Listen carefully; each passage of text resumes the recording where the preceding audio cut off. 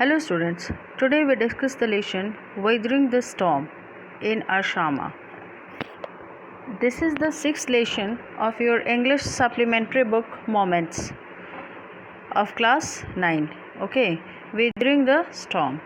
Student, weathering the storm is an idiom. इसकी एक meaning तो ये होती है कि मीनिंग मीन्स इसका यूजेस ये होता है विदरिंग द स्टॉर्म आप तब यूज़ करते हो जब आपको बताना होता है किसी पर्सन के बारे में कि किसी पर्सन ने किसी डिफ़िकल्ट सिचुएशन को डील किया विदाउट बीइंग हार्म्ड और डैमेज्ड टू मच।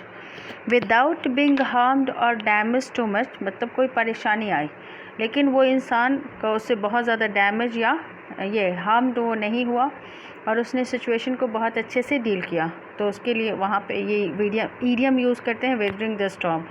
और एक दूसरा इसको यूज़ कर सकते हैं सेंस में कि storm in Arshama. Okay, weather of storm in Arshama. Okay, now start the story. Introduction से at first we will just see brief introduction of the lesson. ठीक है, थोड़ा सा मैं आप लोग को इंट्रोडक्शन दे देती हूँ इस लेसन के बारे में। देखो, सबसे पहले तो ये जान लो कि ये जो आपकी स्टोरी है this is not a fictional one. ये फिक्शनल स्टोरी नहीं है। फिक्शनल मतलब ऐसा नहीं है कि ये इमेजिनरी है। Okay, it's not imaginary story, it's a real one. ये क्या है? ये रियल स्टोरी है, इट्स अ फैक्ट। यानी ये सही में साइक्लोन आया था कब? 27 अक्टूबर 1999 को ये स्टॉर्म आया था। ये इसको स्टॉर्म आप सिंपली नहीं बोलोगे, आप इसको क्या बोलोगे? साइक्लोन। ठीक है, और ये साइक्लोन कहाँ पे आया था? अरशामा में। ठीक है, वो जगह का नाम क्या था? Arshama. Arshama is a small town, okay, in the coastal Odisha. वहाँ पे एक छोटा सा शहर, छोटा सा वो ब्लॉक हेडक्वार्टर्स था, वहाँ पे ब्लॉक हेडक्वार्टर्स है, तो वहीं पे ये साइक्लोन आया था और इसने हिट किया था ओडिशा को बहुत बुरी तरह से इन अक्टूबर 1999 में। अगर आपका क्वेश्चन पूछता है तो आप लिखोगे क्या? When it hit Odisha, that cyclone hit Odisha on 27 अक्टूबर 1999। इसमें पता है the cyclone that hit Odisha in October 1999 killed thousands of people. इसमें थाउजेंड्स ऑफ पीपल, हज़ारों लोग मरे थे and devastated hundreds of villages. और उसमें बहुत सारे विलेजेस क्या हो गए थे? डिवास्टेटेड। मतलब इस स्टॉर्म ने, इस साइक्लोन ने बहुत सारे विलेजेस को पूरी तरह से डिस्ट्रॉय कर दिया था, पूरी तरह से डिस्ट्रॉय कर दिया था। देखो, when do we use the word devastate? जब कोई चीज़ किसी चीज़ को पूरी तरह से, किसी जगह को या किसी एरिया को पूरी तरह से डिस्ट्रॉय कर देता है तो हम लोग उसके लिए वर्ड यूज़ करते हैं क्या? Devastate. For 2 dreadful nights, dreadful word use करते हैं, यूज़ आप कब करते हो? जब कोई भी सिचुएशन बहुत ही क्या होता है? अनप्लीजेंट होता है या वेरी बैड। ठीक है, वेरी बैड या अनप्लीजेंट सिचुएशन के लिए हम कौन सा वर्ड यूज़ करते हैं? हम वर्ड यूज़ करते हैं ड्रेडफुल। ओके, तो यहाँ नाइट को ड्रेडफुल बोला गया है क्योंकि आप इसमें देखोगे आगे चल के नाइट को ड्रेडफुल बोला गया है। क्यों? क्योंकि इसमें प्रशांत के साथ क्या हुआ था कि जब वो फंसा था तो वो अरशामा में अपने फ्रेंड के यहाँ गया था और वहीं पे ये साइक्लोन आया था और वो वहाँ पे 2 नाइट्स उसकी क्या थी? ड्रेडफुल थी। Means dreadful means it was unpleasant, it was very bad. Unpleasant भी आप नहीं बोलोगे, वेरी बैड। ठीक है, for 2 dreadful nights Prashant a young man was marooned on the roof of a house. Marooned word आप तब यूज़ करते हो, maroon is an action word, main word. इसको कब हम यूज़ करते हैं? जब आप बताते हो कि कोई किसी जगह पे रह गया, ट्रैप्ड हो गया, फंस गया और उसके पास कोई ऑप्शन नहीं है वहाँ से बाहर निकलने की। In that condition we say that the person was marooned. जैसे आपका भी कोविड-19 का सिचुएशन था, आपने देखा होगा शुरू में बहुत लोग बहुत जगह फंसे रह गए, उसको मरून्ड वहाँ भी यूज़ कर सकते हैं। इसी तरह से आप देखोगे कि इस स्टोरी में प्रशांत जो है वो 2 दिन तक कहाँ रहा? घर के छत पे रहा। कौन से घर के छत पे? अभी अपने फ्रेंड के यहाँ गया था। कहाँ इसका फ्रेंड रहता था? अरशामा में। On the third day he decided, not decided, third day उसने डिसाइड किया, तीसरे दिन to go to his village, कि वो अपने गाँव अब लौटेगा। तो हम लोग ये अब देखेंगे कि did he find his family, क्या उसको अपनी फैमिली मिली। So let's start the story. Students, पहले मैं ये लेसन आप लोगों को पढ़ा दूंगी, उसके बाद इस लेसन्स में जितने भी वर्ड्स हैं उन पर भी वीडियो बना के अपलोड करूंगी। Okay, so let's start the lesson. कुछ चीज़ें मैं बताऊंगी जिसको आप बिल्कुल ध्यान रखोगे, आपको आगे इस लेसन में भी और आप कभी और दूसरी भी किताबें पढ़ोगे तो उसमें बहुत आपके लिए हेल्पफुल होंगी। Okay, see let's start the story. शुरू करते हैं। On 27th October, which date it was? It was 27th, and what was the month? The date was 27th, month was October, and year was 1999. अब एक चीज़ मैं देखो यही बता रही थी, ध्यान देना, ये तुम्हारा 9th में, 10th में, 11th में, 12th में हर जगह आएगा। यहाँ पर देख रहे हो 99 के बाद आपका कॉमा दिया हुआ है, और उसके बाद डेथ के बाद 7 years after his mother's death, इसके बाद भी कॉमा दिया हुआ है।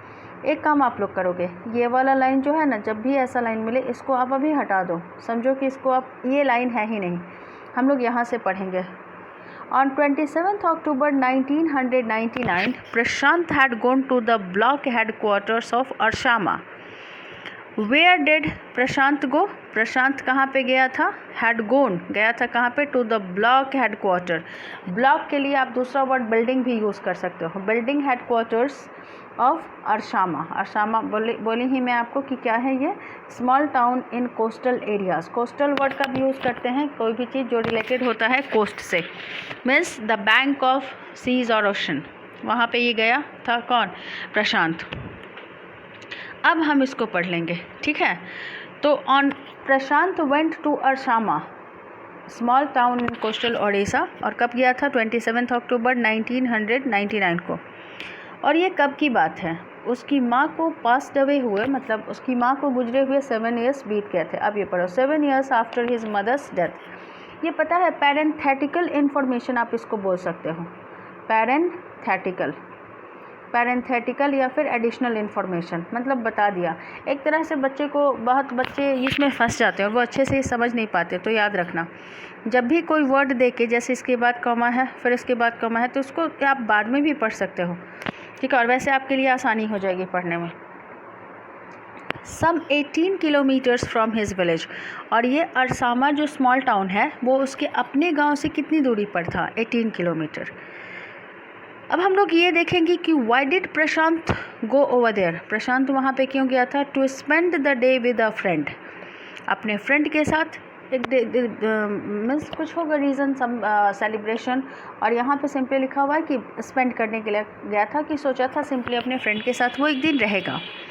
इन द इवनिंग, शाम में, a dark and menacing storm quickly gathered, शाम को क्या हुआ कि स्टॉर्म, एक आंधी आई, it was menacing, threatening, the storm quickly gathered, winds beat against the houses with speed and fury, पता है इतनी तेज़ी से हवाएं बहने लगी और घर से टकराने लगी, with speed and fury, fury मतलब यहाँ पे स्ट्रेंथ होगा, ऐसे फ्यूरी का मतलब होता है anger, fury is used to denote anger. लेकिन अगर कोई भी नेचुरल इवेंट्स जो होता है, एक चीज़ मैं आपको बताती हूँ, कोई बारिश, आपका अर्थक्वेक, कोई भी बारिश या हवा जब बहुत ये वायलेंट हो जाता है तो उसके लिए फ्यूरी यूज़ करते हैं, यहाँ पे स्ट्रेंथ इसको बोल सकते हो। That Prashant had never witnessed before, जो कि प्रशांत ने कभी भी नहीं देखा था, वैसा स्टॉर्म, वैसी हवाएं उसने कभी नहीं देखी थी। उसके बाद दैट स्टॉर्म एकम्पनीड विथ, वो जो आपका ये साइक्लोन था उसके साथ क्या आया? हैवी मीन्स बहुत तेज़ बारिश, and that was incessant means not stopping, it was going on. Rain filled the darkness, पूरी तरह से चारों तरफ फैल गया। एंशियंट ट्रीज वर अपरूटेड, जितने भी पुराने पेड़ थे वो अपरूट हो गए इस स्टॉर्म में, ऑब्वियसली क्या हो गया? अपरूट हो गया, जड़ से जैसे नहीं होता है पेड़ उखड़ जाते हैं। And crushed to the earth, ज़मीन पे गिर गए। स्क्रीम्स, चीखें, चिल्लाहट, क्योंकि obviously all the people of that place were scared of, terrorized because of that violent storm. Screams rent the air, पूरे हवा को भर दी। People and houses were swiftly washed away. Why the people were screaming, why the people were afraid, क्योंकि पता है ये एक नॉर्मल स्टॉर्म नहीं थी। और क्या हुआ था कि हाउसेज जो थे वो वॉश्ड अवे हो रहे थे। द एंग्री वाटर्स, देखो यहाँ पे एंग्री का मतलब फिर से समझ लो, फ्यूरी एंग्री, इसका मतलब हो गया कि वो वायलेंट जो स्ट्रॉन्ग ओशंस था। यहाँ पर वाटर्स पता है किसको रेफर करेगा, ओशंस को। स्वॉल्ड, स्वॉल्ड यानी सब पूरी तरफ से पानी जो था वो कहाँ पे आ जा रहा था, इनटू हिज फ्रेंड्स हाउस, उसके फ्रेंड्स के घर में आ गया। नेक डिप, नेक डिप, मैं अभी एक पिक्चर बनाती हूँ आप लोगों को समझाने के लिए नेक डिप। एंड डोंट वरी कि ड्राइंग को से जज मत करना, ड्राइंग अच्छी नहीं है, सिर्फ समझाने के लिए बता रही हूँ। देखो ये अपने फ्रेंड के यहाँ था, हम लोग शुरू में ही पढ़े कि ये कहाँ पे था, प्रशांत कहाँ था, अपने फ्रेंड के यहाँ। तो बारिश होने लगी, बारिश होने लगी, तो उसके बाद क्या चीज़ हो गया, बारिश होने लगी, पानी बढ़ते गया बढ़ते गया बढ़ते गया, और पानी कहाँ तक पहुँच गया। देखो बारिश होते गई, ये इसको तुम समझ लो कि बारिश है। रुक जाओ, कलर दूसरा कर देती हूँ, थोड़ा अच्छा लगेगा तुम लोग को देखने में। तो पानी बढ़ते गया, पानी बढ़ते गया, कहाँ तक आया, नेक डिप, नेक डिप, यहाँ तक पानी हो गया। तो अब देखो वही बोल रहा है क्या कि नेक डीप तक वाटर बढ़ गया, जो अपने फ्रेंड के यहाँ गया था। ओके समझे, नेक डिप यहाँ तक। अगर मान लो कि ये बारिश, अगर पानी यहाँ तक है, नी तक है, तो उसको नी डीप वाटर बोलते हैं। Now sea neck deep. The buildings, उसका घर जो था, the building was of brick and mortar. Mortar mixture होता है बेटा, किस चीज़ का, सीमेंट उसमें रहता है, ब्रिक रहता है, सैंड रहता है, और लाइम रहता है। लाइम, ब्रिक और सीमेंट का मिक्सचर को मॉर्टर बोलते हैं। हियर नरेटर इज़ इन्फॉर्मिंग अस, जो जिसने ये कहानी लिखी वो हमें इन्फॉर्म कर रहा है कि प्रशांत के दोस्त का घर जो था वो ब्रिक और मोटर का बना था, और it was strong enough to survive. ऐसे तो सर्वाइव ह्यूमन बीइंग के सेंस में जब यूज़ करते हो तो मतलब लाइफ, जिंदा रहने के लिए, लेकिन यहाँ पे सर्वाइव का मतलब ये होगा कि वो घर वॉश्ड अवे नहीं हुआ, मतलब उस घर का एग्जिस्टेंस रहा। हियर सर्वाइव मीन्स क्या, कि उस घर का एग्जिस्टेंस रहा, सर्वाइव रहा। Survive the devastation of the winds velocity of 350 kilometre per hour. You can imagine कितना ये devastating storm it was, what a devastating storm it was, कि कितना विनाशकारी था ये storm. But the cold terror of the family grew with the crashing of trees. लेकिन फिर भी घर तो था, लेकिन कोल्ड टेरर मतलब आपको, you are not able to understand what to do, ये लोगों का बढ़ते गया क्योंकि पेड़ गिर गए। Crashing of trees that had got uprooted and fallen on their house, उनके घर पे गिर गए। Some time in the middle of the night, रात में किसी समय गिरा होगा।